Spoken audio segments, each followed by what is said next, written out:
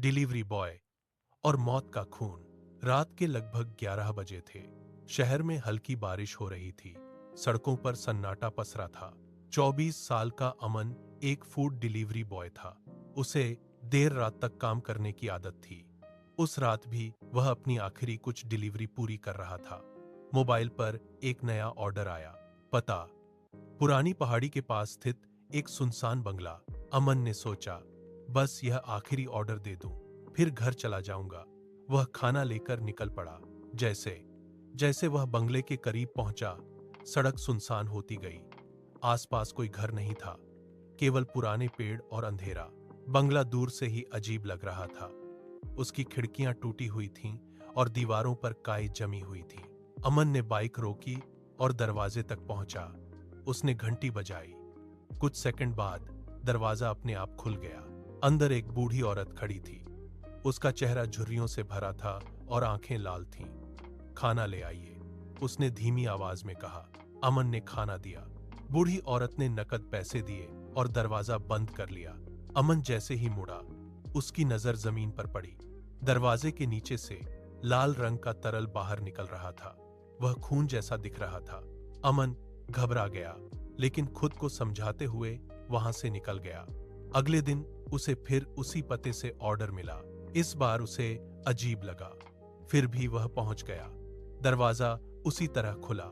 वही बूढ़ी औरत, वही लाल आंखें। लेकिन इस बार अमन ने देखा कि उसके हाथों पर ताजा खून लगा हुआ था। उसने पूछा, मां जी, आपके हाथ पर क्या लगा है?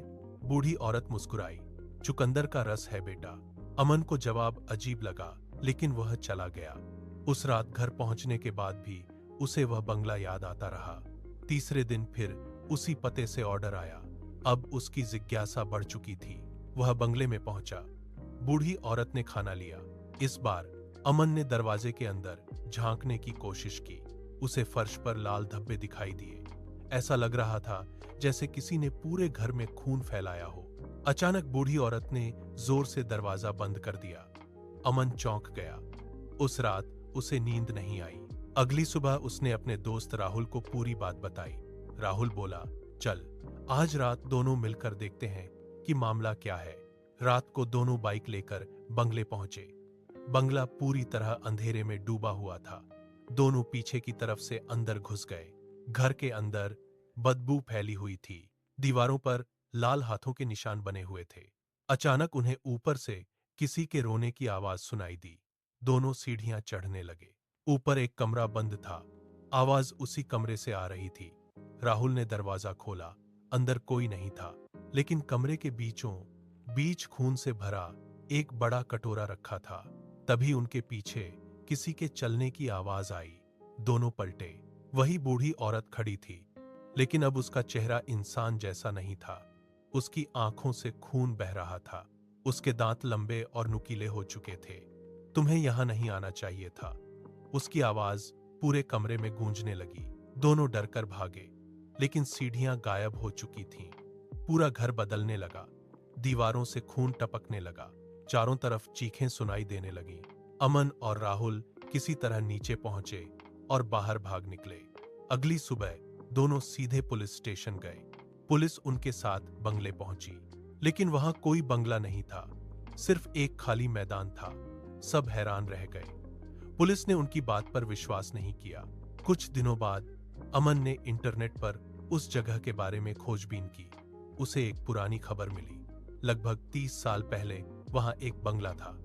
उस बंगले में रहने वाली एक बूढ़ी महिला पर लोगों का खून पीने और काले जादू के आरोप लगे थे। एक रात गांव वालों ने उसे मार डाला था। मरते समय उसने श्राप दिया था, जो भी मेरे घर आएगा उसका खून मेरी आत्मा को जिंदा रखेगा। यह पढ़कर अमन के हाथ कांपने लगे, लेकिन असली डर अभी बाकी था। उस रात उसके फोन पर फिर एक नया ऑर्डर आया। पता देखकर उसका दिल रुक गया। वही पुराना बंगला, जिसका अब कोई अस्तित्व नहीं था। उसने तुरंत ऑर्डर कैंसिल कर दिया।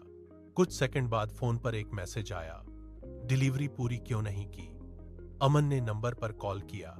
उधर से केवल एक बूढ़ी औरत की हंसी सुनाई दी। फिर कॉल कट गया। अगले दिन अमन गायब हो गया। उसकी बाइक शहर के बाहर मिली। मोबाइल भी वहीं पड़ा था। पुलिस को उसके फोन में आखिरी फोटो मिली। फोटो में वही पुराना बंगला दिखाई दे रहा था। दरवाजे पर खड़ी बूढ़ी औरत मुस्कुरा रही थी और उसके हाथ में एक कटोरा था जो ताजे इंसानी खून से भरा हुआ था। उसके बाद अमन कभी नहीं मिला, लेकिन आज भी कई डिलीवरी बॉय दावा करते हैं कि आधी रात के बाद उनके फोन पर एक रहस्यमयी ऑर्डर आता है। पता हमेशा वही होता है, पुरानी पहाड़ी का बंगला, और जो भी उस ऑर्डर को स्वीकार करता है वह फिर कभी वापस नहीं लौटता।